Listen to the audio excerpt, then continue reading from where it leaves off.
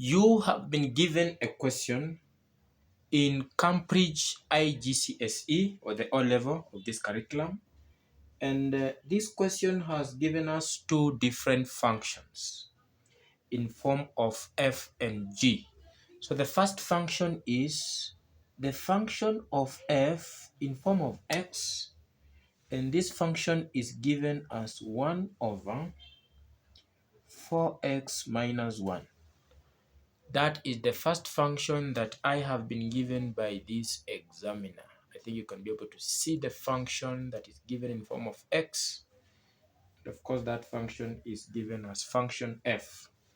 And the other function given in the same question is the function g. And this function still exists in form of x. And the function is given as 3 raised to x. So two different functions in form of f and g, and the exact variable in those functions is x. So we've been told Roman 1, find f4. This is pretty simple. The first function is function f in form of x. So that means in that function given in this question, the variable that we are supposed to find is x. Look at that. So the function f in form of x, the function itself is here. The variable found in the function is x. So if someone says find f, and you have to actually use 4 as the value of x, that means find f4. To mean, go to that equation of f and write it down.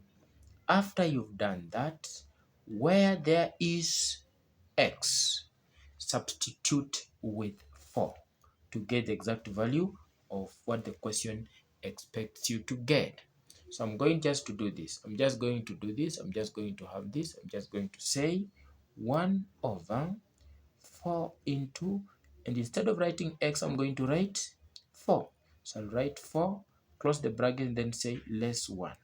So I'm going to have 1 over 16 less 1. My final answer is going to be 1 over 15. That gives me my good marks as far as that first part of that question is concerned. The second part asks, find GG2. Find GG2. So that means I'm going to have this. I'm going to have find GG2. The function of G and the function of G as well, where the value of x is supposed to be 2. What do? I know very well I need to first get gx. I'll say first gx. In this case, I'm going first to look at this first part. Look at that. So I think you can be able to clearly see that. So I'll first be able to work out this part and further come and work out this other part of what I've actually gotten here. So I'll first be able to get gx, and that means I'm going to get g2. So I'll say 3 raised to x is our gx. And as far as our equation is concerned, that means where this x, we're going to actually substitute with the 2. So we shall have 3 raised to 2.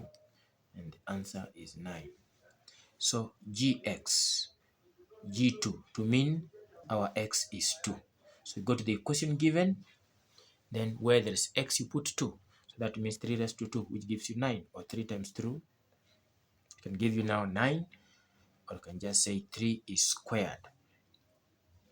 Okay, once you've gotten that, you can now come here and say g, then the whole of this is 9. Look at that. Okay, so g into g2, or you can say g into, and of course g2 is 9. So I'm going to have this as 9 and that is going to translate into 3 raised to x getting equated to or having an equivalent of 3 raised to 9. And that should give me this as my answer. So 3 raised to 9, what is the answer? Okay, so 3 raised to 9 gives me 19,683 is my answer for that part. 19,683.